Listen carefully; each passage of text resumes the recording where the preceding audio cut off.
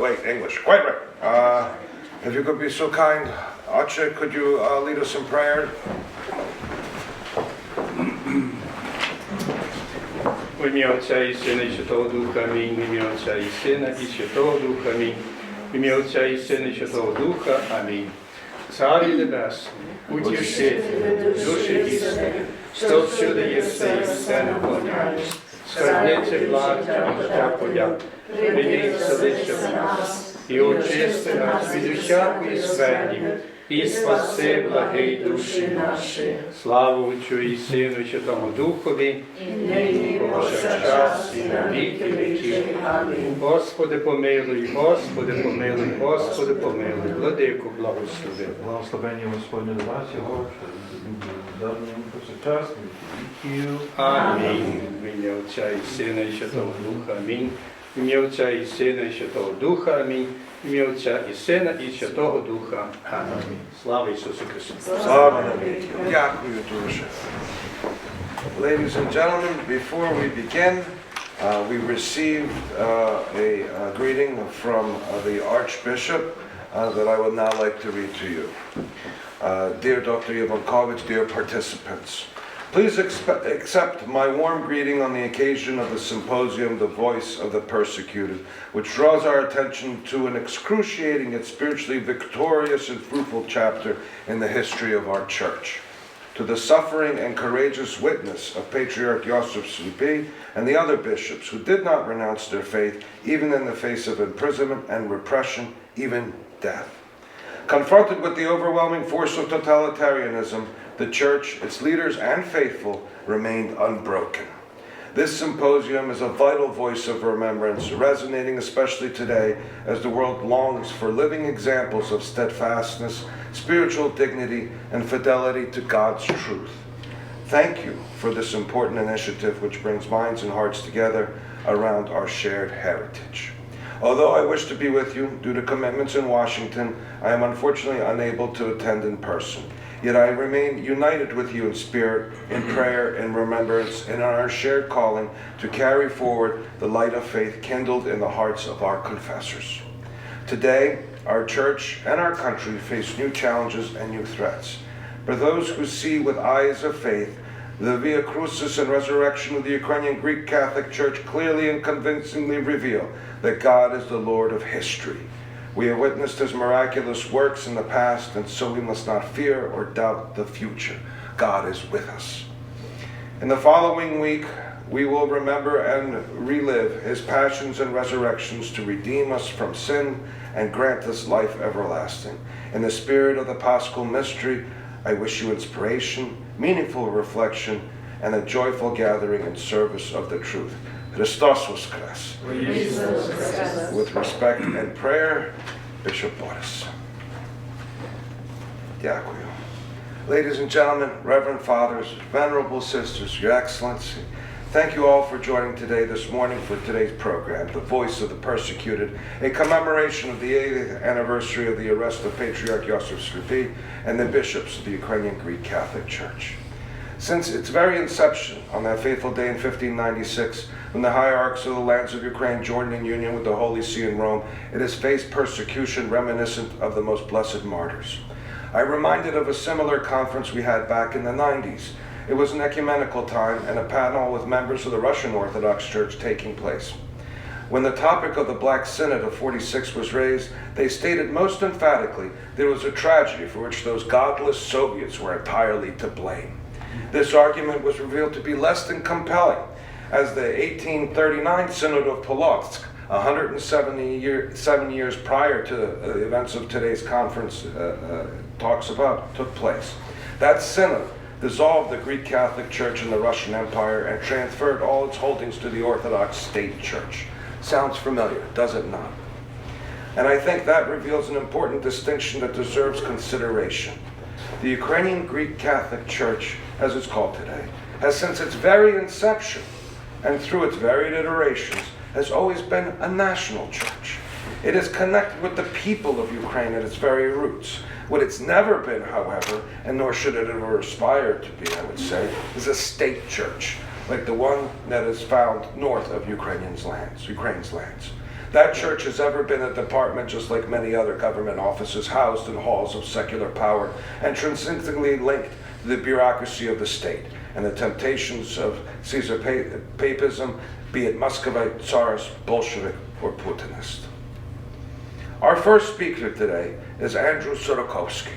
Professor Sorokovsky was born in Hartford, Connecticut in 1950. He grew up in San Francisco and was educated at the University of California, where he earned his bachelor's and his Juris Doctoris. Harvard University for his master's, and the School of Slavonic and East European Studies of the University of London for his doctorate.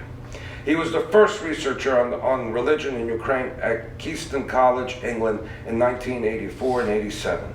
In 89 and 90, he served as an archivist on the chancery staff of Major Archbishop Miroslav Ivan Cardinal Lupachevsky in Rome. Dr. Sorokovsky was managing editor of the journal Harvard Ukrainian Studies from 1993 to 97.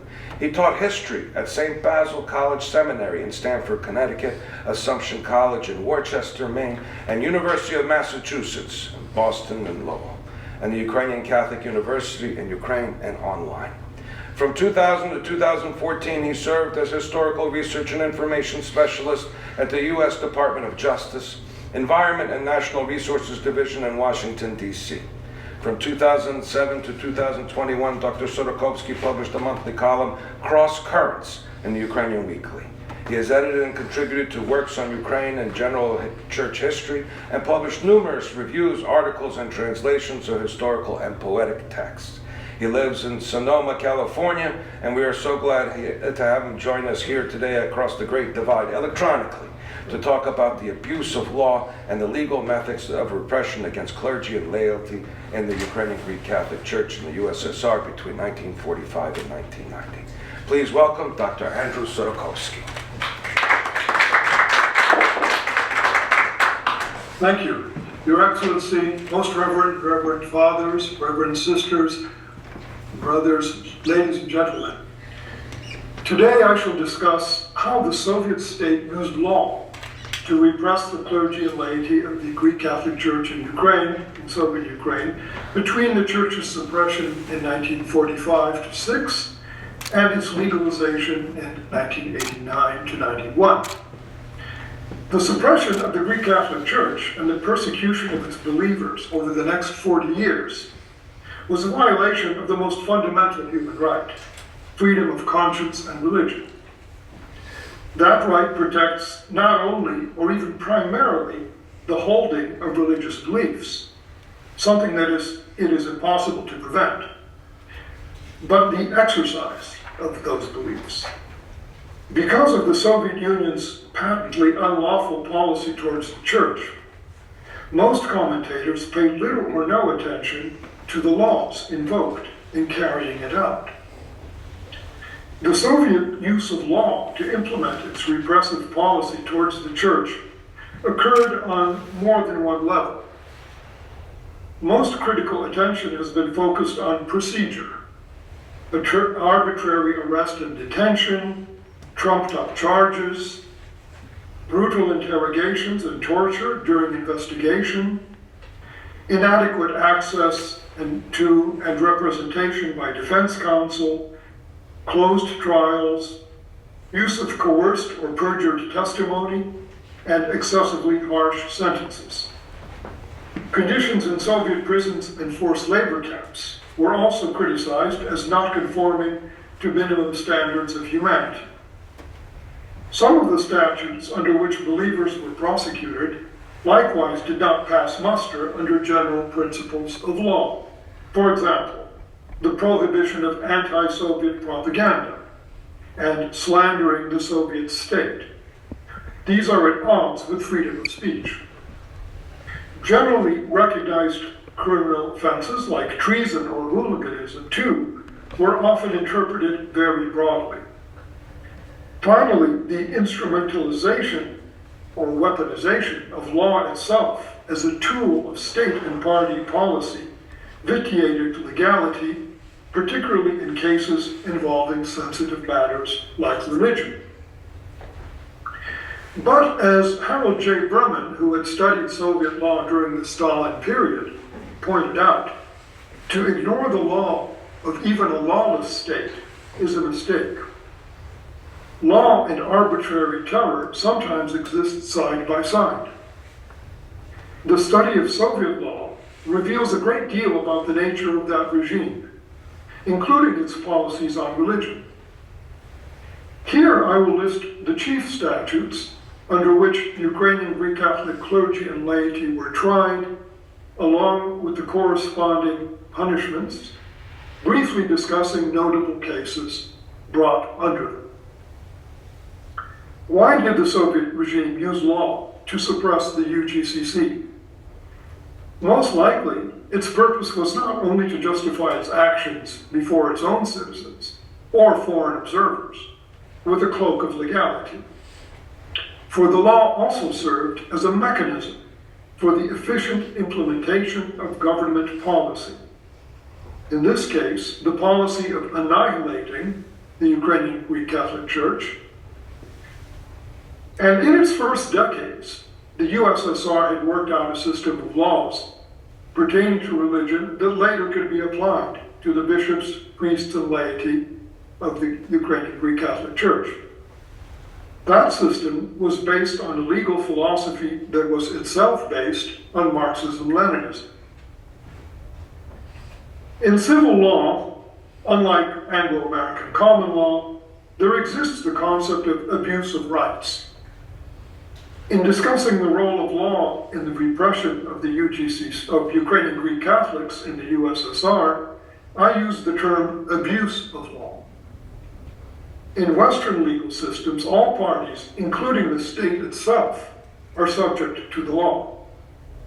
Power serves the law, not the other way around. The law itself is derived from universal principles of justice and reason, as well as society's experience as embodied in the common law. Soviet Marxist legal theory, on the other hand, saw the law as a political tool of socio-economic classes. And this in turn justified the Bolshevik party acting in the name of the proletariat in using the law as a political weapon against the bourgeois class in order to create a socialist society. Indeed, under Joseph Stalin, Communist Party directives were regarded as superior to laws. Consequently, although Soviet law used familiar Western legal terms, the statutes it enacted and the procedures by which they were enforced served specific social or political goals.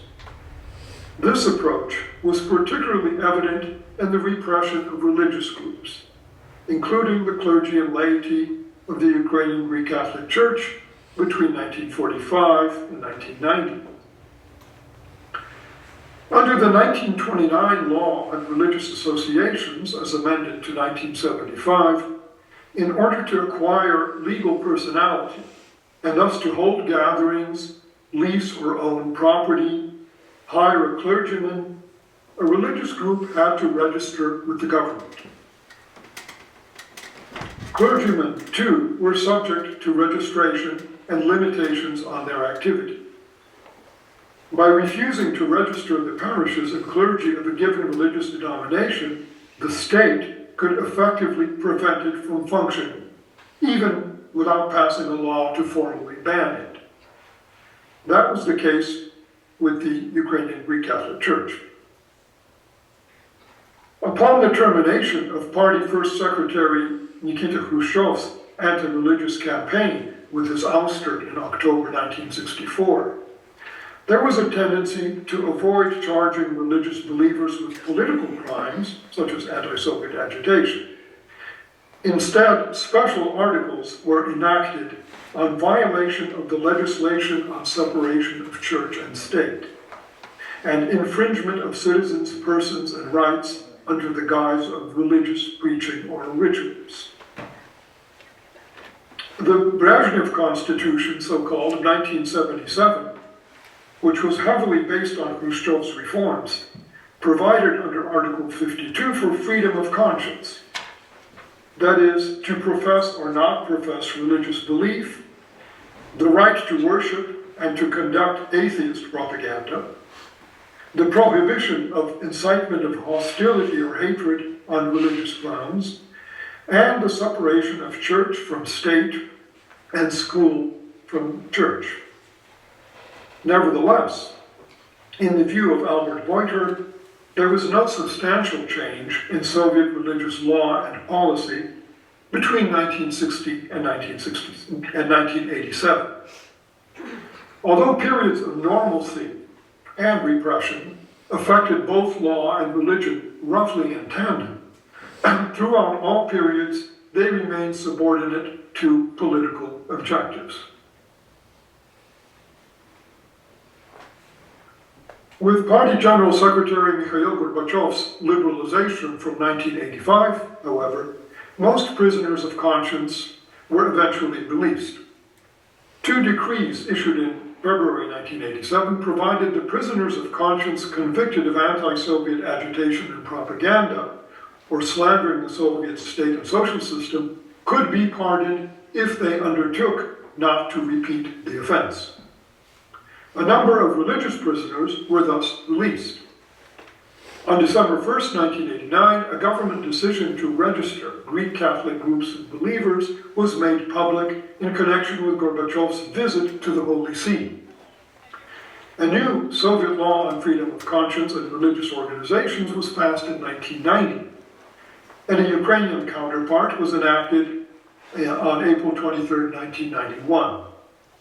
This led to the full legalization of the UGCC by a decision of the Ukrainian SSR Council of Ministers of May 28, 1991, confirming its charter. Now, it is against this legal background that we must examine Soviet policy towards the UGCC after the Soviet reoccupation of Western Ukraine in 1945. The basic policy to liquidate the church was formulated in February and March of 1945 and set out in a directive of mid-March 1945 by Georgy Karpov, chairman of the Council on Russian Orthodox Affairs, with Stalin's approval. It was apparently motivated by several factors. There was, of course, the Soviet government's general opposition to religion and church. To be sure, it had made a rapprochement with the Russian Orthodox Church, ROC, which had proven itself a willing collaborator with the regime. From this proceeded a second motivation. Since the ROC had claims upon the Uniate, formerly Orthodox Greek Catholics, whom it sought to reunite with it, the government was reluctant to recognize the latter. Indeed, as a socially integrating factor, the ROC served the traditional Russian emphasis on a spiritually monolithic society. Such a society, which served the party's interest in political domination, could not tolerate a church that represented a break with orthodoxy. Furthermore, the government's attempt between December 1944 and March 1945 to persuade the UGCC leadership to call on the Ukrainian underground nationalist insurgents to lay down their arms had failed. This was not surprising, as the UGCC had become a national church, almost an ersatz government, for the stateless Western Ukrainians, particularly under the leadership of Metropolitan Andrei Sheptytsky. It thus stood in the way of political integration with the USSR. Finally, the Soviet regime perceived the church's ties to a hostile Vatican as subversive of Soviet power. Thus, it was decided that the UGCC should be dissolved and its parishes, clergy, and laity transferred to the ROC. This was achieved through the arrests of several UGCC bishops and higher clergy on April 11, 1945, with subsequent arrests of Greek Catholic bishops and clergy in Poland and later in the Transcarpathian region, and also the creation of an initiative group that appealed to the Ukrainian SSR Council of Ministers for reunification with Orthodoxy. After a positive response from the Council on Russian Orthodox Affairs on June 18, 1945, a church council, so-called, was orchestrated that met in view on March 8 to 10, 1946. At the same time, the laws on religious associations were applied to the clergy. In 1945 and 46, over 800 Greek Catholic priests were arrested and tried. Of the 590 who refused to join the Orthodox Church, 344 were arrested and sentenced. Simultaneously, a campaign to liquidate the Greek Catholic Church in Transcarpathia was begun and extended using somewhat different methods into 1949. During 1945 and 6, while the initiative group for so-called reunion with the Russian Orthodox Church was pressuring UGCC priests to join the ROC, priests were also interviewed and threatened by the NKGB, and some were tortured. Recalcitrant priests were tried before tribunals for collaboration with the Germans or with the bourgeois nationalists, and sentenced to 10-year terms of imprisonment with confiscation of property, and their families were exiled to Siberia, the Soviet Far East, or Kazakhstan.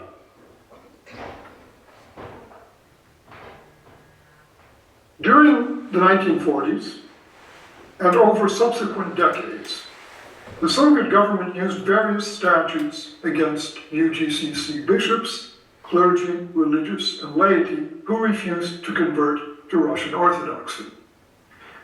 Those relating specifically to religion were the following.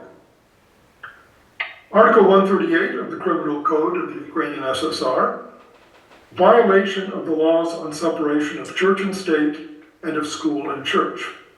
Punishment varied from 1 to 5 years of corrective labor, that is in the camps, which was later reduced to 1 year or a fine of 50 rubles. Recidivists and those organizing activity aimed at committing the above actions could be punished by deprivation of liberty for up to 3 years. Article 138 was used in the following cases, among others. After his second arrest in 1969 in Lviv, the future Bishop Vasil Velichkovsky, Redemptorist, was held in a prison for 8 months.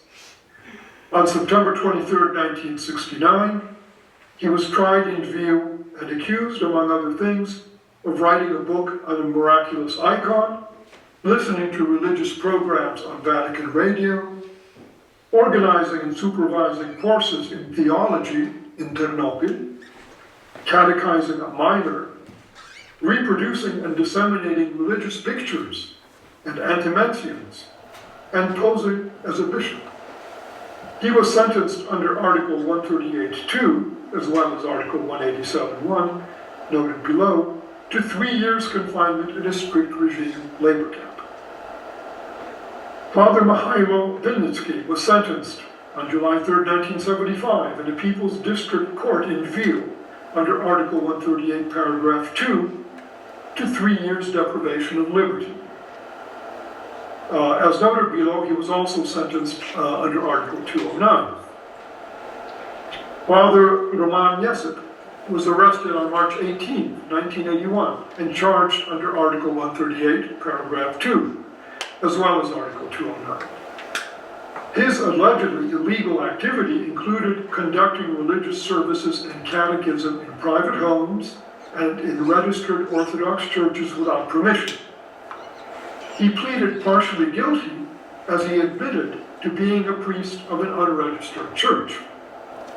Father Yesip was tried on October 20th to 28th, 1981, and sentenced to 5 years ordinary regime camp and 3 years exile. All the religious items confiscated from him were turned over to the Lviv Museum of Religion and Atheism. Father Vasil Kavatsiev was arrested on March 18, 1981, the same day as Father Roman Yesip. Together with Father Yesip, he was charged under both Article 138, Paragraph 2 and Article 209, and tried in October 1981. Like his colleague, he pleaded partially guilty as a priest of an unregistered church. He had conducted services and catechism in private homes and in registered Orthodox churches without permission. The religious items confiscated from him, like those taken from Father Jessup, were transferred to the Lviv Museum of Religion and Atheism. He was sentenced to 5 years ordinary regime camp and 3 years exile. Next, Article 209, which I just mentioned, infringement of the person and rights of citizens under the guise of performing religious rituals. This statute was initially aimed at Pentecostals. The penalties varied depending on the nature of the activity, but the penalty was higher under the Ukrainian code than under the Russian one. Article 209 was invoked in these cases, among others. The second arrest of Father Ignatiy Soltis, the leader of the penitence movement, or Pokutniki, took place on July 2, 1962 in Stry. At an open session of the Lviv Regional Court held in Brody, Father Soltis was sentenced on October 2, 1962, to 5 years imprisonment under Article 209, Paragraph 1, offense against a person under the guise of performing religious rituals. And this was to be served in a corrective labor colony under strict regime.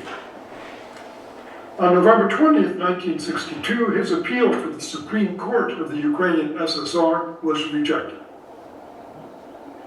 Father Mikhailo Vinnytsky was sentenced on July 3, 1975, in Lviv District Court, under Article 209, Paragraph 1, to 5 years deprivation of liberty and 3 years exile with confiscation of property. His two sentences, under Article 138 and 209, were combined as 5 years deprivation of liberty plus 3 years exile with confiscation of all personal property and deprivation of liberty to be spent in a corrective labor colony under general regime. He was released in 1983. Father Vinnytsky was arrested for the fourth time in June 1985, near Lviv. Although the charges were under the law against parasitism, he was reportedly sentenced in 1986 to 5 years in labor camps under strict regime and 5 years exile under different charges under Article 209. Father Ignatiy Soltis was arrested on January 21st, 1981. This was his fifth arrest. Charged under Article 209, he was tried on July 12th and sentenced to 5 years strict regime camp and 5 years exile. Father Roman Jessup was arrested in 1981 and charged under Article 209, Paragraph 1. As noted above, he was sentenced to 5 years ordinary regime and 3 years in exile. Father Vasil Kavasiev, arrested again the same day as Father Roman Jessup, as I mentioned, was likewise charged under Article 209, Paragraph 1. The following statutes, not specifically pertaining to religion, were frequently used to persecute religious believers, including those of the UGCC. Article 54 of the Criminal Code was repealed in 1956 and replaced from 1961 by Article 56. Various sections of Article 54 were used in the 1940s and 1950s against Ukrainian Greek Catholics who refused to join the Russian Orthodox Church. Article 54-1 was titled Any Activity That is Aimed at Overthrowing, Subverting, or Weakening the Rule of the Workers' and Peasants' Soviets or Workers' and Peasants' Governments of the USSR and Union and Autonomous Republics, or any activity aimed at the subversion or weakening of the external security of the USSR, or of the basic economic, political, and national conquests of the proletarian revolution, is considered counter-revolutionary. So this was a very broad statute, and a political one, obviously. Article 54.1a was treason against the fatherland. This included espionage, betrayal of military or state secrets, defection to the enemy, and escaping abroad. The maximum sentence was execution, with confiscation of property. In extenuating circumstances, it was 10 years deprivation of freedom with confiscation of property. The sentence could be followed by 5 years exile, that is, internal exile. Article 54-10, anti-Soviet agitation and propaganda. This was based on Article 58 of the 1927 Russian Criminal Code, and it was also called counter-revolutionary agitation. Article 58.10 of the Russian Criminal Code punished propaganda or agitation calling for overthrow or undermining of Soviet rule. Punishments varied from 6 months imprisonment up to the death penalty in times of war or unrest. This was replaced in the 1960 Russian Code by Article 70, and that was analogous to Article 62 of the 1961 Ukrainian SSR Criminal Code. So they were working in tandem, of course. Article 54-11, organizational activity, aimed at the preparation or commission of counter-revolutionary crimes, or participation in any organization created to prepare or commit counter-revolutionary crimes.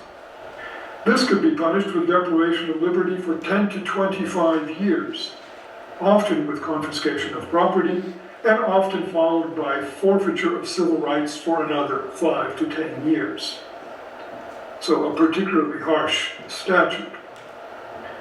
Article 54 was used, in the various variants of Article 54, was used against the Ukrainian Catholic bishops arrested in 1945 and 46. Metropolitan Yosef Slipy was arrested by the NKGB on April 11th in Lviv, 1945. By April 21st, the NKGB had arrested 33 people in the Lviv region. Metropolitan Yosef, Bishops Nikita Budka and Nikolai Chernetsky, 20 priests, 2 deacons, 3 seminarians, and 5 laymen. Also on April 11th, Bishops Grigory Khumishin and Ivan Yatashevsky were arrested in Stanislavl, along with seminary rector Father Avksentij Boychuk. Metropolitan Yosef's closed trial by an MVD military tribunal began on May 29, 1946, in Kyiv, along with Bishop Budka, Bishop Chernetsky, and Monsignor Petro Verhul, and lasted until June 3rd. Metropolitan Yosef was charged with treason, as being a Vatican spy and an enemy of the Soviet people, living at their expense and engaging in counter-revolution. The hierarchs were charged with treason to the fatherland under Article 54.1a and 54.11. According to the summary of the indictment published in the newspaper Vilna Ukraina on March 1st, 1946, the 5 bishops had collaborated with the Gestapo and with German intelligence during the Nazi occupation of 1941-4, had called for anti-Soviet resistance, had aided the German war effort, had participated in the formation of the Galician SS division, and so on. Monsignor Verhun was charged under Articles 54.2 and 54.11. All were convicted. Slipy with a sentence of 8 years in forced labor camps with confiscation of property. Although he was a German citizen, Monsignor Verhun was also convicted and sentenced to 8 years. Bishops Chernetsky and Budka received 5 years each. All were deprived of civil rights for a further 3 years. In the Transcarpathian region, out of 315 priests who had remained in the Mukachu eparchy, 140 accepted orthodoxy under duress. More than half of them eventually repented and returned to the Greek Catholic Church. Most of the 175 who resisted received sentences of 25 years imprisonment under Articles 54.4 and 54.10. paragraph 2. The Studite hieromonk, Father Herman or Hrihori Budzinski, had served as translator in the Greek Catholic delegation that traveled to Moscow in December 1944 to meet with Soviet government and Russian Orthodox representatives. He was arrested on May 28, 1945, after refusing to join the initiative group for the unification of the UGCC with the ROC. Father Budzinski was held at the Lonsky Street prison in Lviv, where he was interrogated and tortured. On March 13, 1946, he was sentenced under Article 5410 to 10 years hard labor. After serving his sentence at the Vorkuta labor camps, he returned to Lviv in 1956. He was arrested again on May 15, 1957, convicted, and sentenced to another term in the labor camps, serving it in the Mordovian ASSR. The Redemptorist, Father Velichkovsky's first arrest was on August 7, 1945, in Ternopil. After refusing to sign a transfer to Orthodoxy, he was imprisoned and tortured in Chortkyu, then transferred to the Lukyanivska prison in Kyiv for further investigation and interrogation. He eventually confessed to having published a small calendar in Stanislavia, which contained the words, "Save us from the Red Horde." On January 8, 1946, he was charged with anti-Soviet propaganda in the form of sermons, forming anti-Soviet organizations, supporting the anti-Soviet actions of Ukrainian nationalists by writing a greeting in a nationalist newspaper, organizing a celebration in honor of the German occupiers, and publishing anti-Soviet nationalist literature. He admitted to the charges.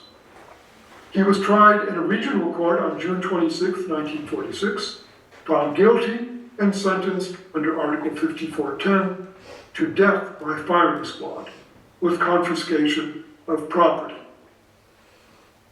After he had spent about 3 months on death row, his sentence was commuted to 10 years at hard labor. He was held in labor camps in Kirov Oblast and Vorkuta. Bishop Velichkovsky returned to Lviv in 1955. The Polish government arrested Bishop Józef Kocelowski of Persecuted on September 21, 1945, released him on January 24, 46, and arrested him again on June 25th, along with Bishop Hrihori Lakota and other clergy. The Polish authorities turned the bishops over to the Soviets for trial and sentencing in Kyiv. It is likely that he was sentenced under Article 54, like the others. Bishop Kocelowski died on November 17, 1947, at Chapayevka near Kyiv. Archimandrite Clemente Sheptytsky was arrested June 5, 1947, and tried by the USSR Ministry of State Security, the NGB, on February 28, 1948. He was convicted under Articles 54-1A and 54-11 and sentenced to 8 years in corrective labor camps. He died in prison in Vladimir, Russia, on May 1, 1951. Many reports do not specify the statutes under which religious believers were arrested, tried, and sentenced, but only name the alleged crime. In some cases, the statute can be inferred from the charges. One such case is that of Father Alexander Hira of Uzhhorod, who fulfilled the functions of bishop in Transcarpathia after the assassination of Bishop Theodor Romja in 1947. The NGB unsuccessfully urged him to convert to Orthodoxy. He was arrested on February 10, 1949, and tried with others for sabotage. Nearly all the defendants were convicted and sentenced to 25 years, then transferred to a Kyiv prison for interrogation. The charges were probably brought under Article 54-4 or 54-10.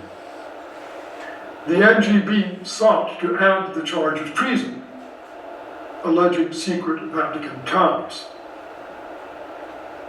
After the Lviv Pseudo-Council of March 1946, Father Bogdan Sanata refused to join the Russian Orthodox Church. He was arrested March 12, 1950, accused of aiding criminal bands, and exiled to a special settlement in the Tomsk region of Russia, where he was confined until 1954.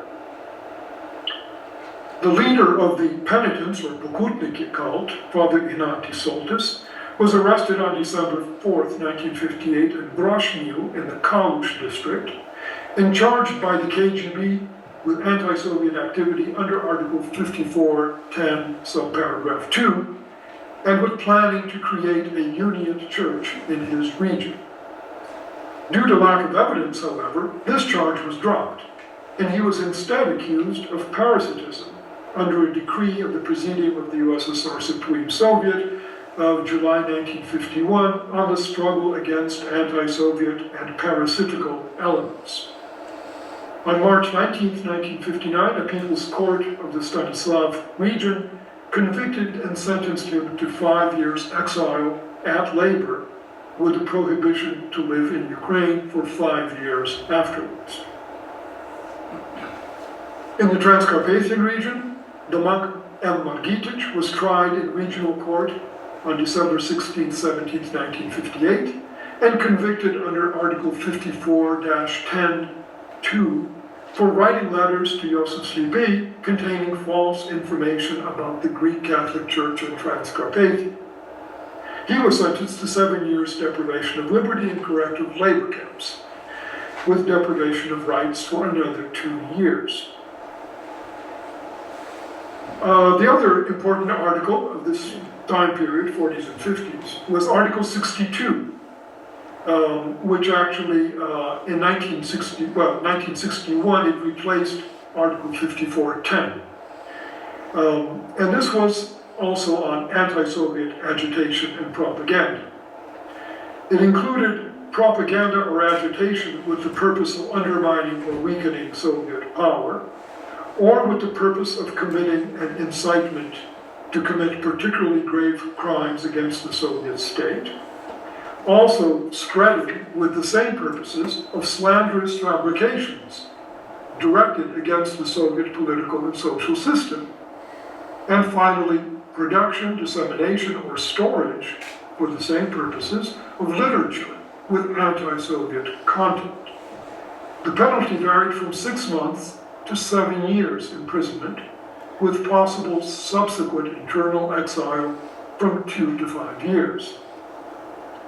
The penitent leader, Father Ignatiy Soltis, was convicted on October 2, 1962, under this article, 62-1, to 7 years in prison.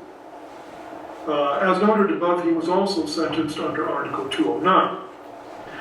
On November 20th, 1962, his appeal to the Supreme Court of the Ukrainian SSR was rejected. However, and this was already in 1964, this was already after the fall of Khrushchev and the end of this anti-religious campaign, the USSR Procuracy protested the verdict, and the Ukrainian Supreme Soviet removed Article 62 from the verdict on September 16, 1965. Also arrested and charged under Article 62 were well-known dissidents Miroslav Marinovich and Mykola Matusevich in 1977. The case officer stated that as members of the Helsinki monitoring group, they should be tried under Article 64, creation of an anti-Soviet organization, which carried a heavier penalty. The writer Mykola Rudenko and Miroslav Marinovich were also charged with crimes committed in Russia under Article 70 of its criminal code, corresponding to the Ukrainian Article 62 on anti-Soviet agitation and propaganda. Article 70 of the Russian Code was the basis for the arrest of Semen Skalich a leader of the penitents from Drohobych in 1980. He was charged under paragraph 2, spreading slanderous fabrications directed against the Soviet political and social system with the purpose of inciting especially grave crimes against the Soviet state. The fabrications reportedly consisted of anti-Soviet poetry. He was reportedly sentenced to 10 years special regime labor camp and 5 years exile. And this is information from Keston College. Now, another article, 187.1 of the Criminal Code of Ukraine corresponded to Article 191 of the Russian Criminal Code, and it was introduced in 1966. So this is already under the revised criminal codes. And this was circulation of deliberately false concoctions or fabrications slandering the Soviet state and social order. It was punishable by up to 3 years deprivation of liberty, or up to 1 year of correctional labor, or by a fine of up to 100 rubles. Bishop Vasyl Velichkovsky was tried on September 23, 1969, under this Article 187.1, for knowingly and systematically spreading false information about the Soviet government in oral and written form. He was sentenced under Articles 138 and 187-1 to 3 years confinement in a strict regime labor camp, which he served in a psychiatric prison hospital in Komunarsk in the Luhansk region. In poor health, he was released on January 27, 1972, and expelled from the USSR, visiting Rome and then emigrated to Canada, where he died the following year. Vasyl Kobrin, chairman of the Action Group for the Defense of Believers in the Church in Ukraine, was arrested in Lviv on November 11, 1984.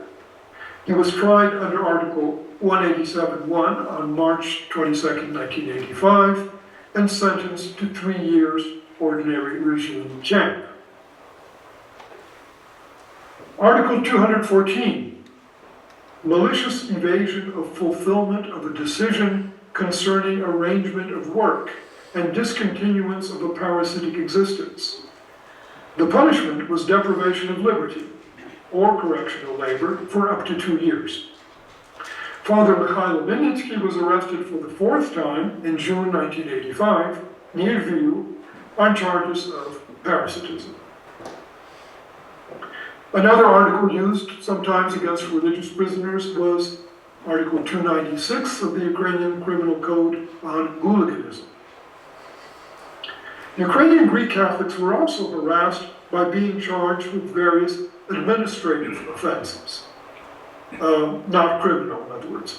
For example, Father Stefan Hrihorovich of Mukachi and his daughter Katrusha were arrested on March 18, 1984, for not carrying Soviet identity papers.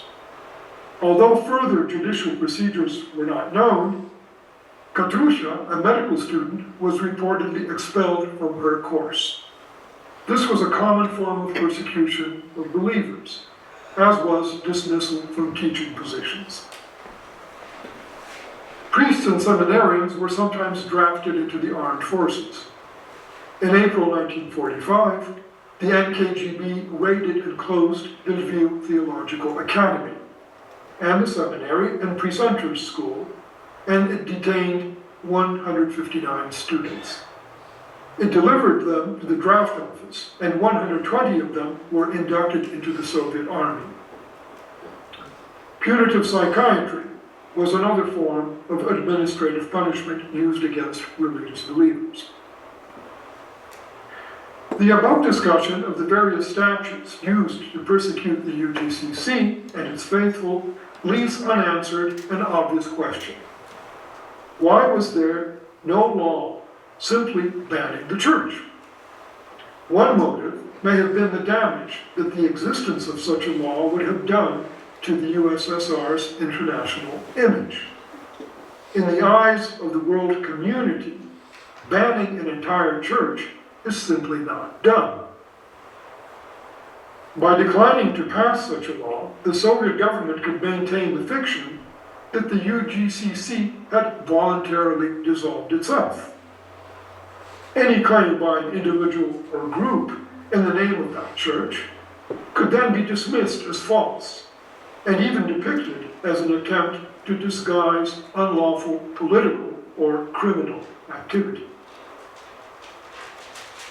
In the absence of a law specifically banning the UGCC, Soviet prosecutors had to exercise some creativity in finding laws by which to harass and intimidate members of the church, persuade them to join the ROC, or at least dissuade them from overt religious activity. Why did the prosecutors choose the laws they did? In the immediate post-war years, an accusation of treason, which carried the highest penalties, could be leveled at virtually anyone who had survived the German occupation. The vague and overbroad label of anti-Soviet agitation or propaganda could be applied to a wide range of religious activity. Of course, the statutes relating specifically to religious activity were also available. Since 2014, the UGCC has again been suffering persecution, this time in Russian-occupied territories in eastern and southern Ukraine. Methods similar to those of the Soviet regime, including the abuse of law, are being applied, even though the laws are somewhat different. No doubt, the example of the Catacomb Church will help contemporary Ukrainian Greek Catholics endure. Thank you for your attention.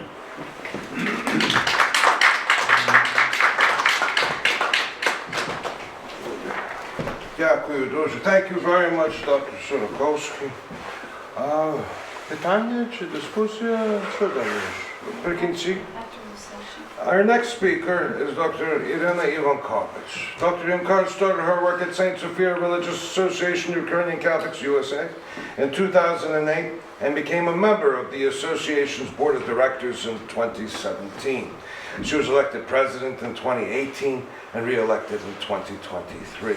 She is a member of the board of St. Sophia Association in Rome, as well as a director of the Yosef Slipi Research Center. Dr. Ivankovich is a linguist, translator, and literary critic. Born in Vidvolochinsk, Ternopil region, she graduated from Warsaw University Institute of Applied Linguistics with a master's in arts in translation and English philology. In 2012, she defended her doctoral dissertation with the highest honors, summa cum laude, in the field of sociolinguistics at the Ukrainian Free University in Munich. She has served as professor of English as a secondary language in universities and colleges in Poland and in the United States.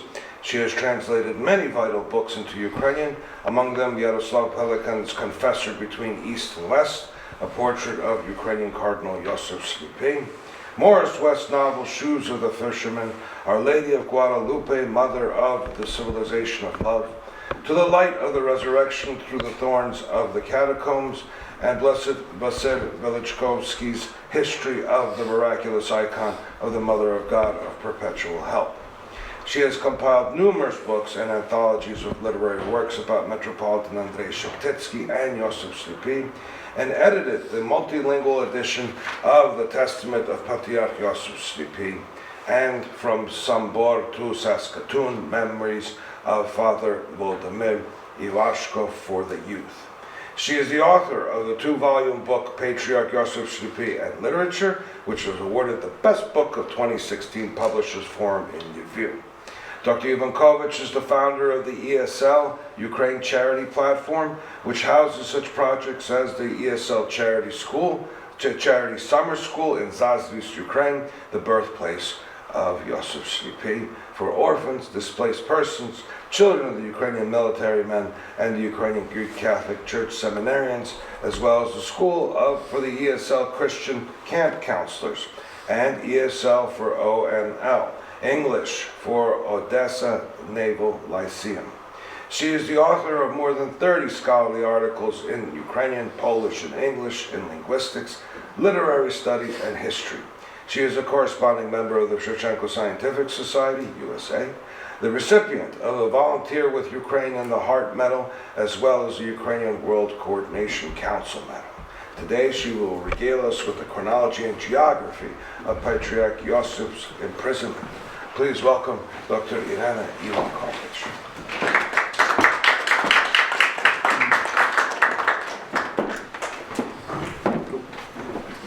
Yep. Дуже добре.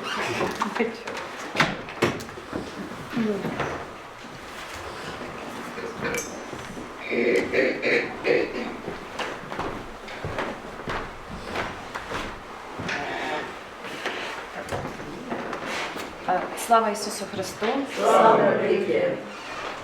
Your Excellency, Very Reverend Father, Venerable Sisters, Friends of St. Sophia Religious Association. On April 11, 1945, the Soviet regime officially launched a repressive campaign against the Ukrainian Greek Catholic Church, arresting its leader, Metropolitan of Lviv and Halych, Yosef Slipy, along with all the church hierarchs. However, we know little about those years of forced labor, suffering, torture, and persecution. Only recently have publications begun to appear that shed light on archival materials from this period of Slipy's life, such as the 2-volume edition edited by Professor Volodymyr Sergeychuk, Patriarch Yosef Slipy and the documents of the Soviet state security organs, 1939-1987, published in 2012 in Kyiv. Nonetheless, the most valuable accounts are always the memoirs of the participants of those events. Memoirs written by Patriarch Yosef Slipy during a retreat in 1963-1964 at the Passionist Fathers Monastery in Nettuno, Italy, were published in the fall of 2014 in Lviv.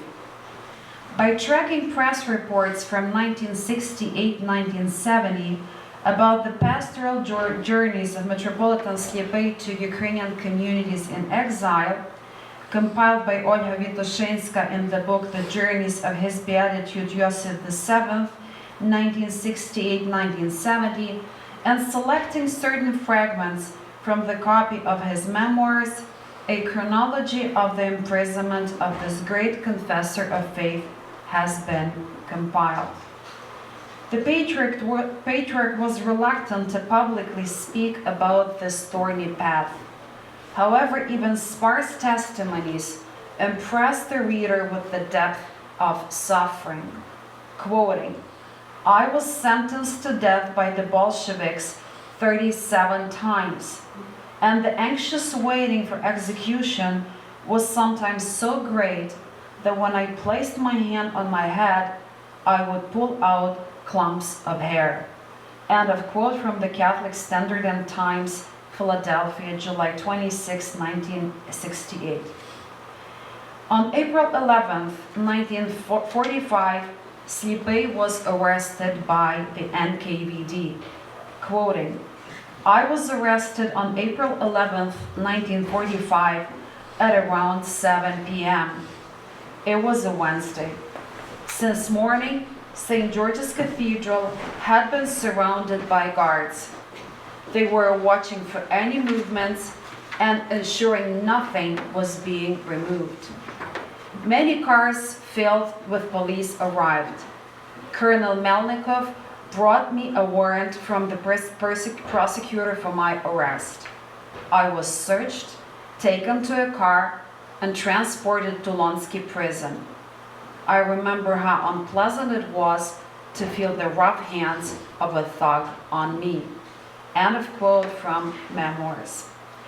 From April 11, 1945 till May 10, 1946, Yosef Slipy was investigated at the prison on Lonsky Street in Lviv, Kyiv Lukyanivska prison, and Moscow Lubyanka.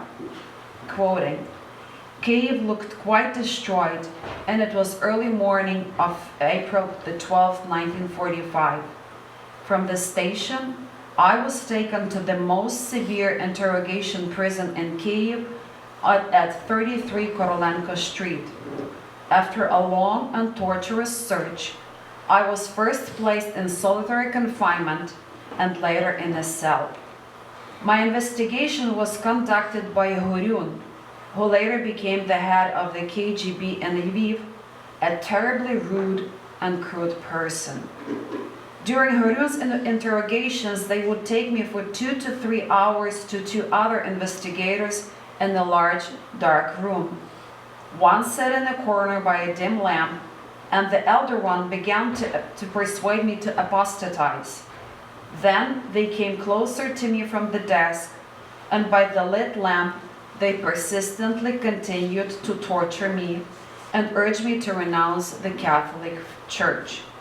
I said nothing, only thinking I should thank God for not losing my mind. Then the younger investigator began to voice my thoughts out loud. I assumed he was some hypnotist or clairvoyant. I had encountered such people in France before. I was sent back to the cell. Starvation, sleeplessness, and interrogations can drive one insane. And then I understood that no one should be blamed for signing false confessions, slander, or agreeing to spying. It was the great grace of God that I endured all these torments. End of quote from his memoirs. The sentence of the military tribunal behind closed doors was 8 years of Siblag. Siblag stands for Siberian Corrective Labor Camp, a part of the infamous Gulag system in the Soviet Union. It was established in the early 1930s as part of the USSR's forced labor camp network, overseen by the NKVD and that later became the KGB. Siblag was located in the Novosibirsk and Kemerovo regions of Siberia, known for its harsh climate. Prisoners sent to Siblag included political dissidents, intellectuals, and ordinary people caught up in Stalin's purges, as well as those convicted of petty crimes. They were forced to work in extremely difficult conditions, often in agriculture, logging, mining, and construction. The camp was notorious for its brutal treatment of inmates, lack of adequate food, poor medical care, and high mortality rates. It remained active for many years, particularly during the height of Stalin's repressive policies. Transfers. The first stop was Novosibirsk. Quoting, "The convicts are sent into exile that lasts for months. They arrive at the transfer emaciated, exhausted, and chained to rough boards cold as ice. Besides the exile itself, the physical torment breaks a person," recalled Joseph Slipe in a homily about the exile of St. Clement the Pope. Mariinsk, Kemerovo region. Joseph Slipe suffered from pneumonia and dysentery. Quoting, "In Mariinsk, I was assigned to the most bandit-filled barrack, but a Belarusian teacher paramedic and a Lithuanian paramedic protected me from the bandits as best as they could and provided me with the most necessary medicines." End of quote from the memoir. In February 1947, Joseph Slipe was transferred to Bohime. He broke his arm here. Quoting, "They break ribs for others, but they only broke your arm," the doctor said. "I was taken to the hospital. They bandaged my arm, which somehow healed." End of quote from the memoirs. City of Kirov in Russia. Quoting, "After a few days, we were again sent on a transfer. In the pouring rain, we walked uphill to the railway station 3 to 5 kilometers, and then further in special wagons to Pechora. On the way, they only gave me hot water. The transfers are the most torturous, simply murderous. with similar adventures, we finally were brought. He was transferred so often they wouldn't keep him longer for 9 months in one camp in fear of having influence on people. That's how majestic and powerful he was. Quoting, "It took almost a month to reach this camp. His beatitude was in terrible condition, sick and feverish," recalled his inmate Ferdinand Sepihal. From August 1948 till 1949, he was kept in camp number 23 in Temnikovsky district, Mordovia. Quoting, "I lay there in the hospital, sick with lung disease, with 38 degrees fever, although several times I was thrown out by order of the operative. I was put in with tuberculosis patients, and I stayed there all winter in 1948-49. But for some reason, I was transferred to another camp due to suspicion that supervision was helping me send letters." End of quote from memoirs. In 1950, Slipy was sent on a transfer to testify in court in Kyiv, then returned to Pochma, and then to camp number 14. On May 15, 1953, he was summoned to the commissariat, where again they offered him to join Orthodoxy, promising the restoration of his titles and the possible granting of the highest spiritual position in the Russian Orthodox Church. Metropolitan Yosef firmly refused, which resulted in sending him to a house for the disabled. In June 1953, he was summoned to Moscow to establish contacts with the Vatican. He was asked to write the history of the Ukrainian Greek Catholic Church and the Ukrainian Soviet Socialist Republic. At that time, Lavrentiy Beria was removed from power. In 1954-56, after Lavrentiy Beria's execution, Slipy was once again sent to live in the village of Maklakovo near Yeniseisk in Siberia, in a home for the disabled. Quoting, "It was the worst place, the farthest remote from any scholarly and cultural centers. I had to live there, cast away and cut off from any access to my homeland, 6,000 kilometers away." End of quote from the memoirs. He wrote the history of the Universal Church from memory and pastoral letters, which he passed on to trusted individuals to send to Ukraine. The KGB intercepted the manuscript of the history. In 1957, on the occasion of the 40th anniversary of Slipy's priesthood, Pope Pius XII sent greetings to the Metropolitan in exile. The letter obviously did not arrive, but it, along with confiscating the manuscript of the history of the Universal Church, led to a new arrest. Yosef Slipy was taken to Yeniseisk, Krasnoyarsk, and Kyiv. June 1959, Slipy sentenced to 7 years of imprisonment. He was sent to Kamchatka and then to the Taishet camps. Quoting, "When U.S. Vice President Richard Nixon and his delegation were traveling through Siberia, I was held in Novosibirsk for about a month because they were not sending any transport wagons to the camps so that the Americans would not see them and get a bad impression. During those transfers, I often starved and was on the verge of death." End of quote from the memoirs.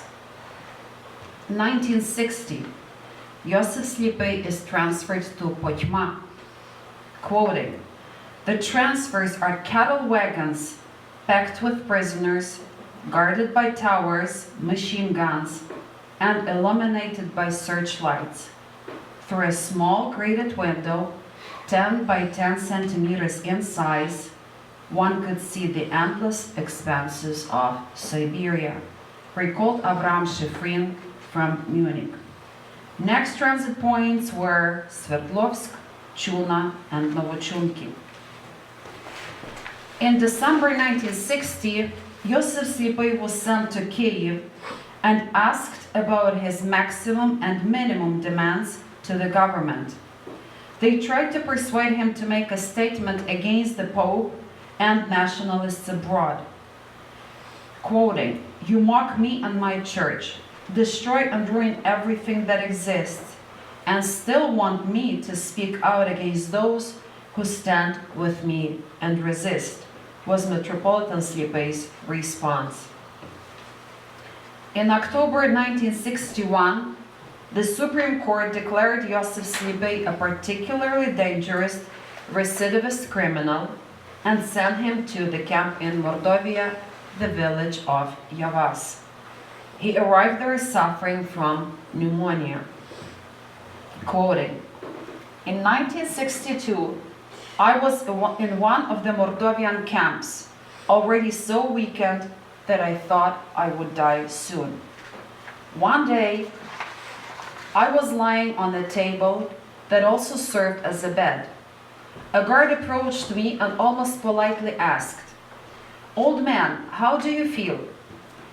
The tone of his voice and the very question were so unbelievable and unusual for the entire 18 years I spent in the camps that it left a deep impression on me.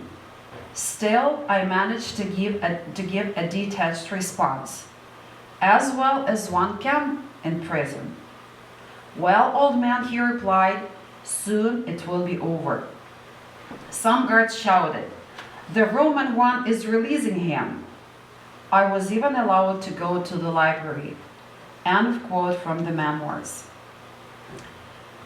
On January the 26th, 1963, Yosef Slipy was officially released with the efforts of Pope John XXIII and US President John Kennedy. Quoting, "Then they sent me to Moscow, where I stayed briefly in the Patriarch's residence. From there, I was moved to a hotel where Monsignor Johannes Willebrands, the special envoy of Pope John XXIII, was waiting for me. He told me he had come to take me to Rome. Initially, I responded that I would prefer to stay with my faithful in the Ukrainian Soviet Socialist Republic. But when he explained that it was the Holy Father's wish for me to attend the Vatican Council, I had to agree." End of quote from the Esquint newspaper, Buenos Aires, September 29, 1968. In Moscow, Yosef Slipy requested permission to say goodbye to his family before being sent to Rome. Under the guise of family, Father Vasily Velichkovsky, the superior of the Redemptorist monastery in Ternopil, came. Metropolitan Slipy consecrated him as the Bishop of Lutsk in the hotel room and appointed him his deputy. Quoting, "I wrote for Father Vasily Velichkovsky. He came, took my belongings, and on February 4th, 1963, I consecrated him as a bishop. In the meantime, Monsignor Willebrands arrived and some official brought him to the hotel to meet me. I expressed my doubts to him about the situation of our church. We debated all day. He thought about it all night and finally convinced me to go to Rome because it was the Pope's wish. He also handed me an autograph from Pope John XXIII. The next day, proto-priest Vitaly Borovoy, who accompanied us to the train station, arrived. The head of the protocol brought my passport and visas, and beforehand, proto-priest Borovoy warned us about possible eavesdropping. While crossing the border into Poland, the KGB thoroughly checked us, even though Monsignor Willebrands had assured me that there would be no inspection." End of quote from the memoirs. On February the 9th, 1963, Joseph Slipai arrived at the monastery in Grottaferrata, Italy.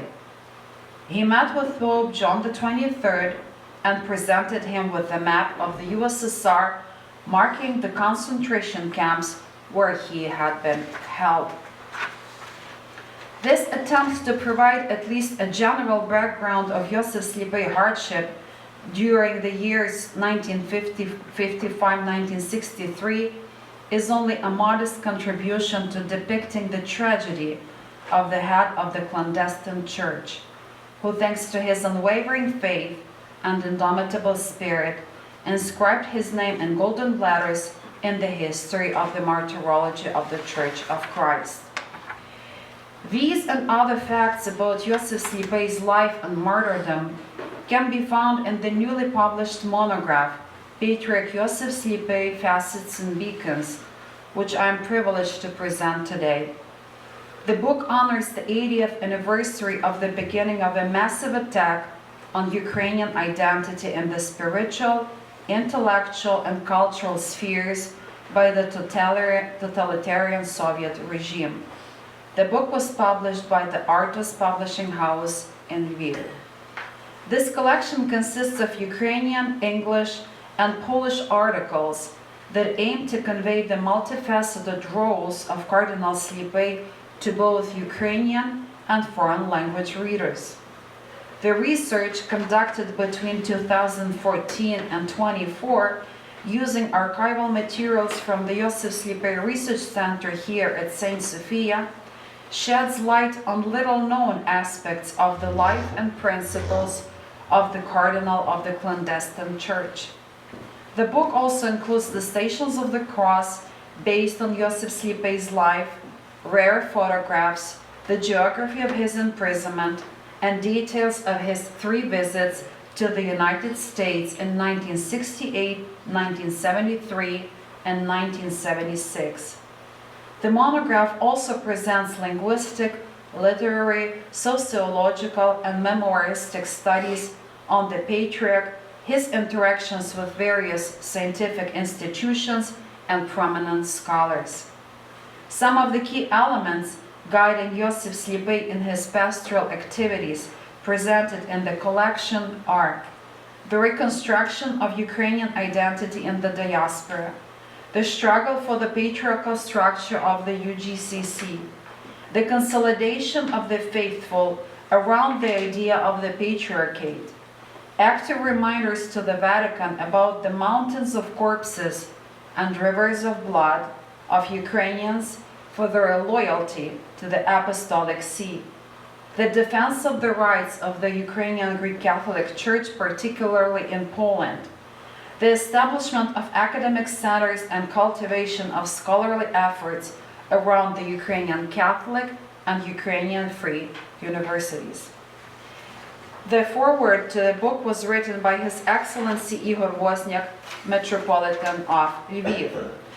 In the preface to the edition, Patriarch Sviatoslav Shevchuk noted, quoting, "The collection Patriarch Joseph Slipai, Facets and Beacons offers a fresh perspective on this giant of the spirit. Here we find an analysis of linguistic, literary, historical, epistolary, and factual discourse. The articles in English and Polish, alongside the Ukrainian ones, promote the activities of Joseph Slipai among non-Ukrainian speaking readers, which in the time of hybrid war is a powerful tool for spreading reliable information about Ukraine around the world." In the afterword to the collection, His Eminence Mykola Cardinal Buchok, Eparch of Australia, emphasized, quoting, "The multifaceted nature of Joseph Slipai's personality is striking, captivating, and inspiring. Therefore, we welcome with gratitude these studies that present to us and non-Ukrainian readers the image of a pastor, scholar, intellectual, educator, ethnarch, leader, Christian, and uncompromising fighter for the rights of the church and the people." End of quote. The American scholar Yaroslav Pelikan, the author of The Confessor Between East and West, a portrait of the Ukrainian Cardinal Joseph Slipy, once drew attention to an interesting fact, quoting, "Despite the considerable amount of literature on Cardinal Slipy, including the martyrological biography by Milena Rudnicka, The Invisible Stigmata, it is impossible to speak about the true biography of Joseph Slipy in the conventional historiographical sense of the word. What is possible is only a historical portrait, or rather a series of portraits of several of his main vocations throughout his life, as they manifested themselves and later found reflection in his active work in the final years." End of quote. The collection Patriarch Joseph Slipy Facets and Beacons adds depth to each of these portraits, which have retained their relevance and acquired particular sharpness in light of Russia's genocidal war against Ukraine. The study of Joseph Slipy's legacy and personality continues, led by those whose life creed resonates with the motto of Confessor of Faith, per aspera ad astra, through hardship to the stars. And to conclude this presentation, I would like to share a brief video recorded by Bishop Hriblonchena 7 years ago, maybe 8, I forgot, while he still was an eparch of England, where he shares his thoughts about Joseph Slipy.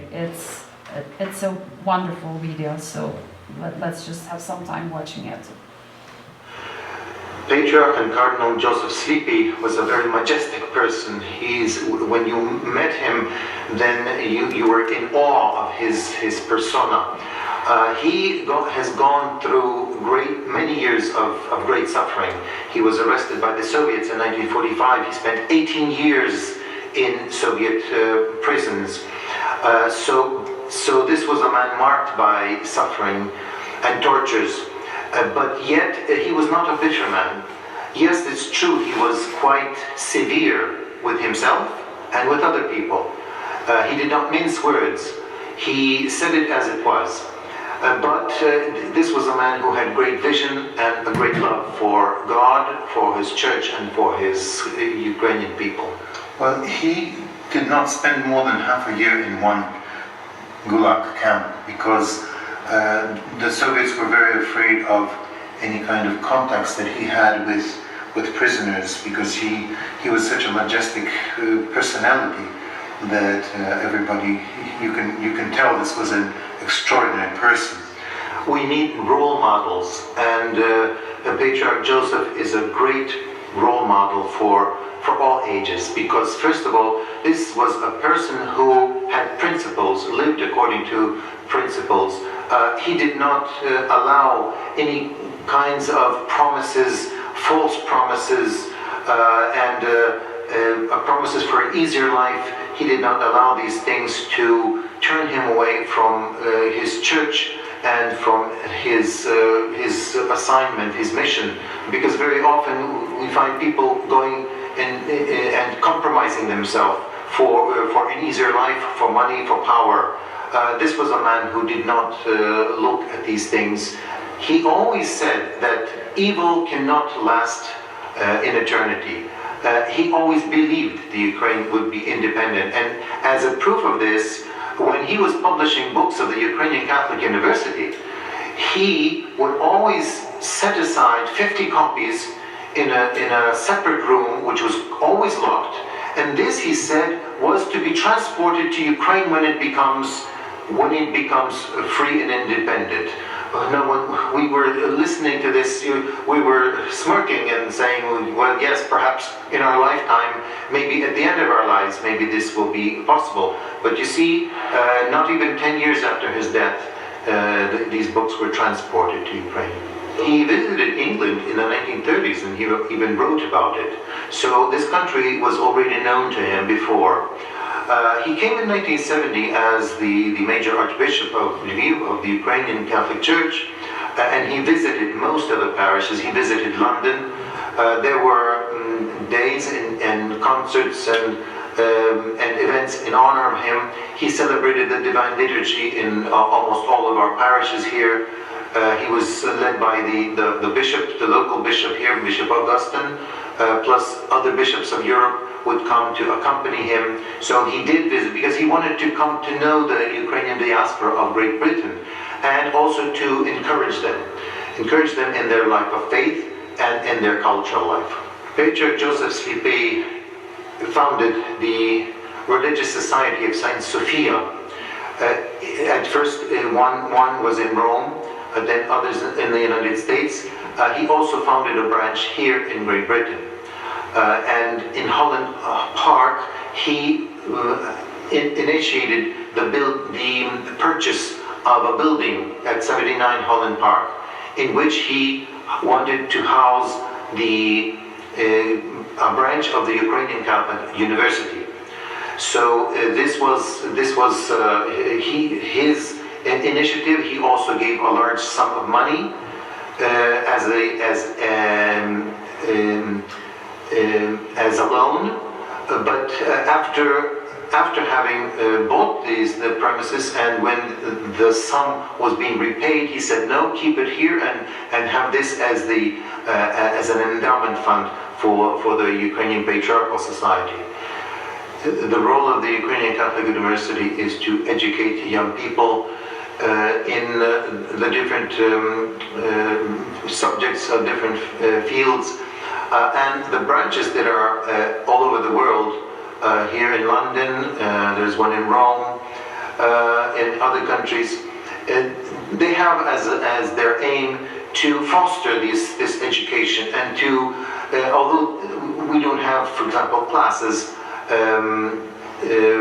we don't have regular classes here except for the Ukrainian language, but we have different speeches, conferences, seminars, which are taking place on different subjects of Ukrainian culture and Ukrainian religious life. He always called Ukrainians to unite, to be aware that they are one country, that they belong to one nation. And whether you are the Ukrainians in Ukraine or in Europe or in the Americas or Australia, we all belong to the same roots. And so even if people were living in the diaspora, and of course they were taking on the culture of the other nations, he always taught that we should take everything that is good from these nations and apply it also to your own people in order to enrich each other. Well, thank you very much for your attention. I pass the floor to our chair. Дякую дуже, пані.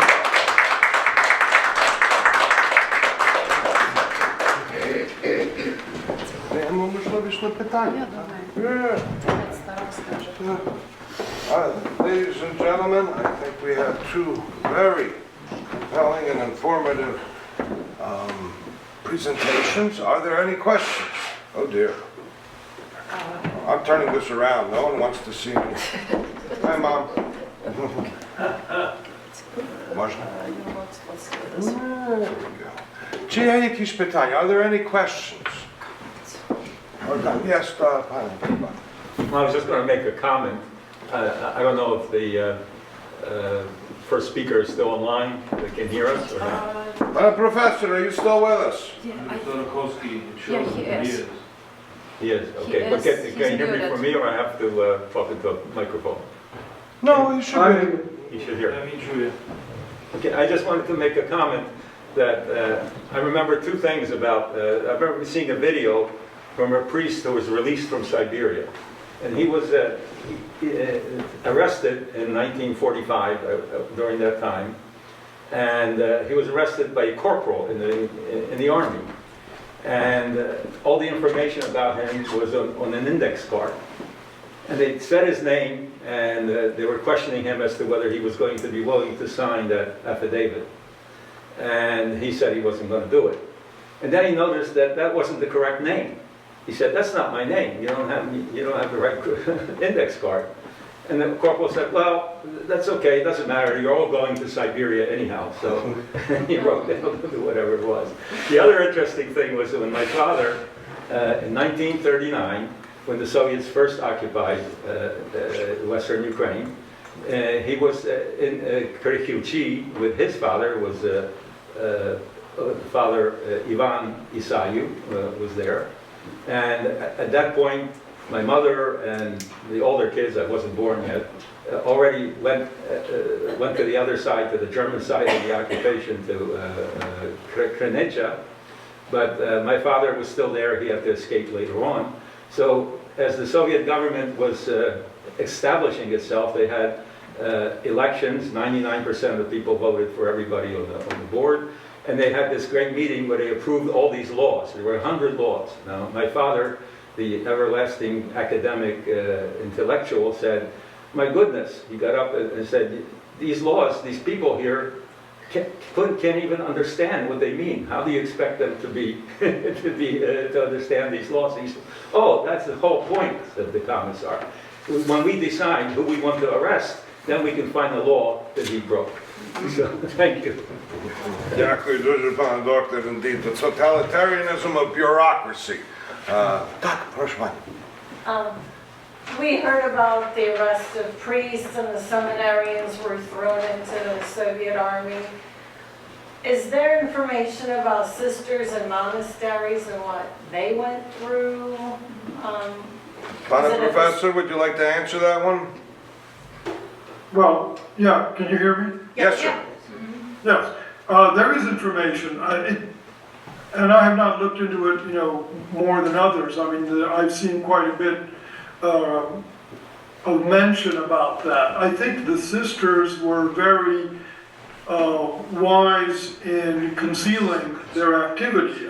They could live in communal groups in apartments and appear to be simply ordinary Soviet citizens living together as a family or as related people. And so it was they were able to escape notice because they did not necessarily wear habits, they did not necessarily do anything in the open which would attract attention, but they were still sisters. Many of them served also in hospitals as nurses. They had secular jobs, and yet they maintained their vows and their regimen of prayer. So they could escape notice. They also were responsible for maintaining a network, not only in Ukraine but outside of Ukraine, and thus a lot of information was relayed by the sisters through visiting sisters. So they were an important link in the underground church, and this has been documented. How thoroughly I cannot judge, but it is known that they were a very important element of the underground church. Many were, of course, arrested and did end up in the camps, and we see that in some of the memoirs, I think, of Joseph Slipi and of others. But there were many who, by very wisely conducting themselves, escaped notice. Thank you, Dr. Sotokovsky. Are there? Yes. One more question observation. A few years ago, I ran into two young people just talking about random things. And somehow or other, talk of the Soviet Union came up. And I think they were old enough, they had finished college, but they looked totally perplexed. They had no idea what it was. Meanwhile, I once had a conversation with two people who were in their 70s, and they were just so astounded they discovered the word concept Holodomor, and they said, how did we get to be 70 and we never heard of this? So as far as our country here is concerned, that's not important in the world of learning, of academia, to teach Soviet Union, bad. Well, I think the world has changed tremendously over the course of the last decade, since 2014 in particular. One of the side effects of the invasion of Ukraine Because we all grew up in the United States, we all grew up with our elevator pitch. We had to explain to everybody what Ukrainians were. No, they're not Russians, for goodness sakes. There's a difference between Soviets and Russia. There's the Soviet Union and Russia. Those questions are no longer being asked. Those questions don't need to be asked. The world is, Putin has had many impacts, and one of them is the fact that he absolutely put Ukraine on the map when it comes to just general world consciousness. In a way that the Klitschkos never could by themselves. And so in that sense we made strides, which strikes me because I have the pleasure also serving in the Ukrainian Heritage School. When the Ukrainian children come over from this country and their ignorance of the Soviet period, because here you kind of expect it. Americans were idiots. And the world accepts us. We're charming in that fashion. But those that lived in the countries of the former Soviet, being also oblivious to that history, that to me was very shocking. I do have a question, however, about Pope Pius XII sent the birthday card to Blazhenishi while he was in the Gulag. Yeah, he wrote the letter, congratulatory letter. Did he think he was going to get there? That struck me as strange. That his Holy Father would, because it stands to reason there would be potentially negative consequences in a religious phobic totalitarian state, and yet he did that. He wrote a congratulatory letter. That's what it says in the memoirs. Chicago. Are there any other questions? Yes. Are there any studies done about priests that did sign over to the ROC? How long they actually last there, and that their intention was to keep the Ukrainian Catholic Church alive under the guise of the Roman Russian Orthodox Church. Are there any studies? Dr. Surakovsky? I'm not aware of any studies, but there may be something that I'm not aware of because a lot has been published in Ukraine and I don't have access to those studies, but I'm not aware of any. Of course, that fact is well known, and it was indeed an issue in 1990, 1991, whether to accept those priests back into the Greek Catholic Church or not. That was a big issue. So there must have been something, non-academic at least, written about that. The memoirs, of course, the Institute of Church History at the Ukrainian Catholic University does have a vast archive of memoirs of priests, tape recordings they made, and they no doubt made mention of those of their colleagues who had joined the Russian Orthodox Church pro forma and remained, in their hearts Greek Catholics. Whether there's been any academic study, I do not know. By the way, I should also mention that Father Lanchena is, of course, the author of one of the really first compilations of information about the martyrology of the Ukrainian Greek Catholic Church that was published by Smoloskip in the 1980s, and I used that, and that's still a very important source. But I'm not current with the current, more recent studies now. Yeah, Professor. Your Eminence? Thank you. My question is directed at Dr. Elena. If you have shared what you've shared with us today about your most recent book in English and Polish and Ukrainian, wonderful forewords, of course, and compliments from those who wrote the forwards. Do you have plans to publicize this in some way, shape or form in other countries? You're connected with St. Sophia Society, and are you using that as a platform, hopefully, to spread some of this information, this research that you've done? I think of some of the generational issues that we've heard where young people don't even know about these things, and that would be probably one of the age-old problems that even we would face. How do we help make known the information that we have? Because, my gosh, the scriptures are centuries years old, and there are people who haven't read Book of John, you know, so, do you have some plans, to make that public? Well, thank you, Your Eminence, Your Excellency.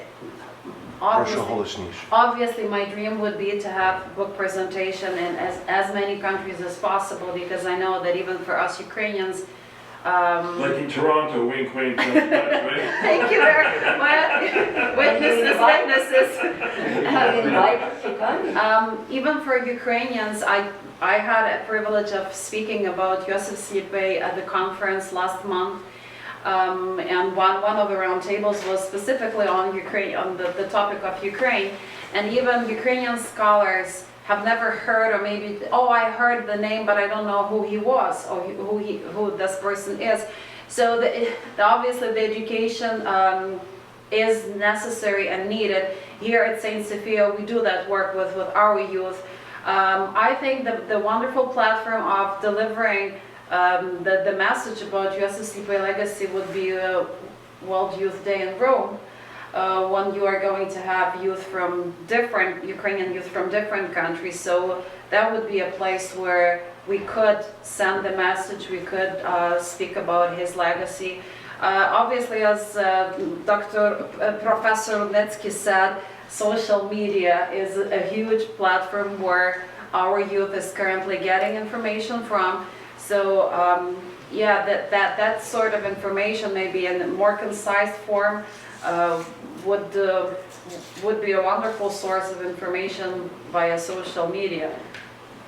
Mm-hmm. You can help. I'm thinking of September in Toronto, in particularly in our school boards, is designated as a Heritage Month for Ukraine. And under my guidance, we have an elementary school named Joseph Cardinal Slipy. And so maybe Invitation stands open? yes, anything that would certainly be directed to staff and parents would be welcome. But I'm thinking with some thought, how would we make that pertinent to elementary school students? Because they're going to a school that's named, Joseph Cardinal Slipy. Who was the man? Do they know? Probably not. Well, And so I invite some forethought put into that direction where hopefully, we could do something. well, Before the tariffs kick in. It's a wonderful idea, and not just in Toronto, but Germany, Poland. I mean, there's a reason why you use so many languages, and we should go to, what did he used to say, for den Dichter verstehen and the Landesdichter gehen. So we got to take it out to them. At the same time, social media, absolutely. Sure. And cutifying it. I don't know the proper expression. You had a video playing earlier today that was animated, but it was simple, light. It was welcoming. Dr. Isai was going to use it, for his presentation. Yes, Dr. Isai. Yeah, I just wanted to address the question about the priests who did sign and continued to be basically Catholic priests. Now, as I said on my father's side, Father Ivan Isayu, who was in Krihuchi, and when the Soviets arrived in 1945. Now, this is according to family tradition. I don't know if this has been completely verified or not, but our cousins, the distant cousins that we met for the first time in the year 2000, told me that the story was this, that the invading forces were purely the army, the military. There were no KGB agents. And one night, the colonel in charge knocked on the door of my grandfather, and he said, "I have orders to arrest you tomorrow." Now, I'm a military man, and I'm religious, and I do not arrest priests of any church. So I want you to leave town, and we'll say that you escaped. And he said, "No, I'm not going to leave. Do what you have to do, because I'm not going to leave my people." So he was so perplexed, he came back the next day, and he said, there's only one church here. There was no Orthodox church, only the Catholic church in that town. He said, "Well, your wife's name is Filippiou, maiden name. Well, I'm writing her name down as Filippo. And your name, Isayu, you are Isayev. And you are our Orthodox priest." And he did not arrest her. And he was, and he was never arrested. He died in, was it in early 50s, and he served in that so-called Orthodox church. Now, I don't know how true it is, but I do know that when we went there and visited his grave, the monument said Ivan Isayev, and it said Felipa, his wife Filipel. So we had to spend $2,000 to make a new monument to correct the spelling. So that's one episode. I just brainstorm idea. Reflecting what Ludwika was saying, and you're publicizing Patriarch Stupe and all that. Couldn't the powers that be who run the church pick one day out of every year that's some kind of significant day in his life and have, in every church, everywhere, have a slushka vaja? And then before that, the priest could announce that and like teach people a little bit about him? Or is that the... No, I don't think that the Archbishop would have, I mean, we'd have to talk. Every 5 or 10 years, when it's the anniversary, the round anniversary, they do designate the day and even a year of Patriarch Yosef. This year is of Metropolitan Sheptetsky, it's his 160th anniversary. So they do that. And then within that year, there are a series of various symposiums, conferences, and scholarly events to promote him as he should be promoted. But even from my personal experience with working in Zazdrist, we have a wonderful museum. For years, it wasn't known, it wasn't promoted, as you said, on the church level. And it honestly takes the labor of lay people to push it to the masses and to attract sightseeing tourists to come, so that my mother can teach them about the legacy of Yosef Slipe, about his life. And people do come from different parts of Ukraine, and they are oblivious of this museum, they are oblivious of the person that Slipe was. So even though, going back to your question, even though there are years that are designated for specific church leaders, still it is not enough. On maybe lower level, as you said, in smaller communities where it can be addressed to an imminent circle of people involved in their service. And it can start even on the eparchial level or even parochial level. I don't think we need a blessing or from the top. It can be done, initiated locally. But you're absolutely right. Yes, it is needed, very much needed. One more thought before we break for lunch. I don't recall if I ever saw it written down, but I absolutely remember that it was said, and I overheard by eavesdropping, in some capacity. Blazhenishi Slipi established St. Sophia Religious Association of Ukrainian Catholics, heavily with laity in it, Yes. for a reason. What he witnessed through the liquidation of the Ukraine, there was a certain degree of disenchantment with some of his colleagues, and it stuck with him. I think it was most telling that he could not be kept in the same prison for more than 6 months because of his charisma. He had a magnificent, magnetic personality. And when he became so disenchanted with his colleagues, he didn't give up, he didn't capitulate, he pivoted. Having many eyes on the inside as well as the outside was in the best service of carrying out God's mission. Again, I've never seen that written down, that he intentionally chose laity to be the dominant presence in St. Sophia Religious Association of Ukrainian Catholics. But it's in the name, and we always abide by that name, that it's a religious, not clergy or church society, which is... Religious, not church, yes. Are there any other questions? So, дуже вам дякую. Thank you very much for a lovely early morning session, or morning session, not early one. We welcome you now to the dining hall for Persecuted, kava and lunch. Lunch. That's what I Full-fledged lunch. Дякую.